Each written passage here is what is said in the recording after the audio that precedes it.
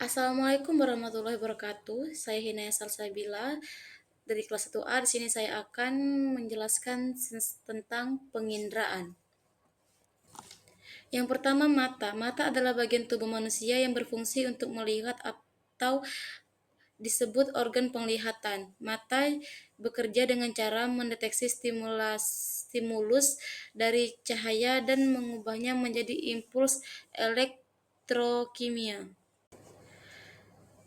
Kornea berfungsi menerima stimulus rangsangan cahaya dari luar dan meneruskan ke bagian yang lebih dalam. Pupil berfungsi tempat saluran masuk cahaya. Iris berfungsi untuk memberikan warna mata dan mengatur jumlah cahaya yang masuk, banyak atau sedikitnya cahaya. Lensa berfungsi untuk memfokuskan cahaya agar jatuh di retina mata. Retina berfungsi untuk membentuk bayangan pada mata. Saraf mata berfungsi untuk meneruskan rangsangan yang diterima dari retina mata ke otak. Otot mata berfungsi untuk mengatur gerak bola mata. Hidung adalah indera penciuman yang berfungsi untuk mendeteksi bau. Selain itu, salah satu fungsi hidung adalah sebagai indera pernafasan. Dari hidunglah oksigen dan karbon dioksida keluar masuk udara yang masuk melalui hidung ini membawa bau yang kemudian ditangkap oleh hidung. Lubang hidung berfungsi gerbang masuk dan keluarnya udara untuk manusia bernafas. Rongga hidung terdiri dari dua bagian. Selaput lendir berfungsi untuk menyesuaikan suhu dan kelembapan. Rambut hidung berfungsi untuk menyaring kotor yang masuk bersama masuknya udara lewat hidung. Serabut saraf berfungsi untuk mendeteksi zat kimia yang terdapat dalam udara. Telinga atau yang disebut juga indera pendengaran memiliki fungsi merespons stimulus rangsangan berupa bunyi-bunyian. Telinga memiliki peran yang cukup vital bagi tubuh. Telinga berfungsi menyediakan informasi bunyi ke otak. Daun telinga berfungsi untuk menangkap serta mengumpulkan gelombang bunyi. Lubang telinga berfungsi untuk menangkap dan mengumpulkan gelombang bunyi serta meneruskan bunyi tersebut ke genang telinga. Genang telinga berfungsi untuk menerima rangsangan bunyi lalu meneruskan ke bagian telinga yang lebih dalam. 3. Tulang pendengaran, tulang martil, landasan, dan sangurdi berfungsi untuk memperkuat getaran dan meneruskan ke koklea. Saluran setengah lingkaran berfungsi untuk mengendalikan keseimbangan tubuh. Koklea atau rumah siput berfungsi untuk mengubah impuls dan menyalurkan ke otak. Saraf berfungsi untuk meneruskan rangsangan ke otak. Saluran eustachius berfungsi untuk menghubungkan telinga tengah ke rongga mulut. Lidah adalah indera pengecap yang terdiri dari beberapa bagian dan memiliki fungsi-fungsinya. Selain sebagai indera pengecap, lidah juga berfungsi membantu kita dalam berkomunikasi, mengunyah, dan menelan makanan dalam menjalankan fungsinya. Lidah dibantu oleh saraf-saraf yang langsung terhubung ke otak. Bagian ujung lidah berfungsi untuk mendeteksi rasa manis pada makanan atau minuman. Bagian ini sangat peka terhadap rasa manis. Bagian dalam lidah berfungsi untuk mendeteksi rasa asam pada makanan atau disebut makanan atau minuman. Bagian ini sangat peka dengan rasa asam. Bagian tepi luar lidah berfungsi untuk mendeteksi rasa asin pada makanan atau minuman. Bagian ini sangat peka terhadap rasa asin. Bagian pangkal lidah berfungsi untuk mendeteksi rasa pahit pada makanan atau minuman. Bagian ini sangat peka terhadap rasa pahit. Kulit atau indera peraba adalah penutup luar bagian tubuh manusia yang berfungsi mengirimkan informasi hasil raba ke otak. Dari kulit kita dapat mengetahui tekstur sebuah benda. Pori-pori kulit untuk mengeluarkan keringat. Kulit ari epidermis berfungsi mencegah masuknya kuman dan mencegah penguapan air dari tubuh. Lapisan dermis terdiri dari pembuluh darah, akar rambut, ujung saraf, kelenjar keringat, dan kelenjar minyak. Fungsi lain sebagai alat ekskresi adalah sebagai organ penerima rangsangan, pelindung terhadap kerusakan fisik, penyinaran, dan bibit penyakit, serta untuk pengaturan suhu tubuh. Lapisan lemak berfungsi menghangatkan tubuh. Ujung saraf berfungsi menyampaikan rangsangan ke otak. Kelenjar minyak berfungsi menghasilkan minyak untuk pelumas.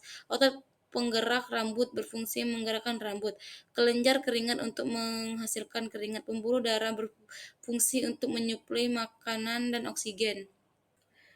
Mekanisme penerimaan stimulus.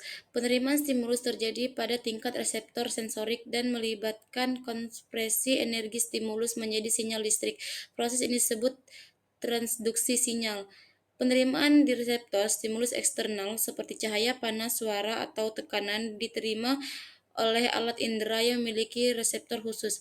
Perubahan potensial membran stimulus yang cukup kuat akan menyebabkan perubahan permeabilitas membran sel reseptor terhadap ion-ion tertentu Na+ dan K+.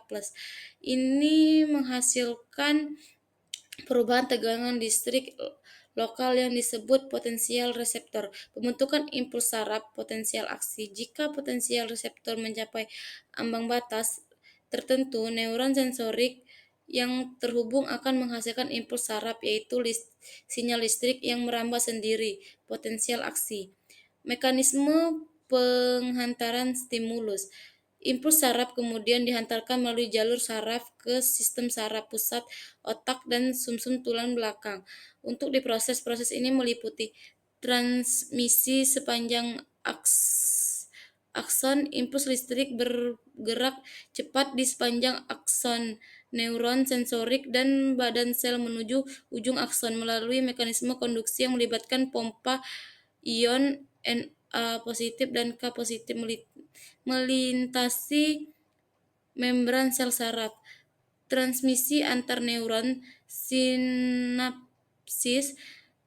Ketika impuls mencapai ujung akson, sinyal diteruskan ke neuron berikutnya melalui sinapsis. Pada sinapsis kimiawi yang paling umum, impuls memicu pelepasan zat kimia yang disebut neurotransmitter ke celah sinapsis. Neuron transmitter ini kemudian berkaitan dengan reseptor pada membran neuron.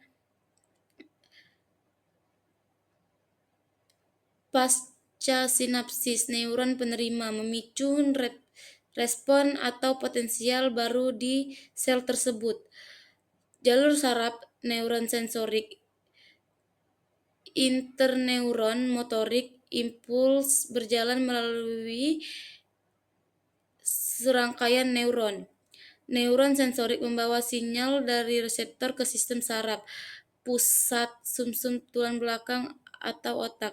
Di sumsum tulang belakang atau otak, impuls dapat diteruskan ke interneuron, neuron relay. Sinyal kemudian diinterpretasikan ke otak atau dalam kasus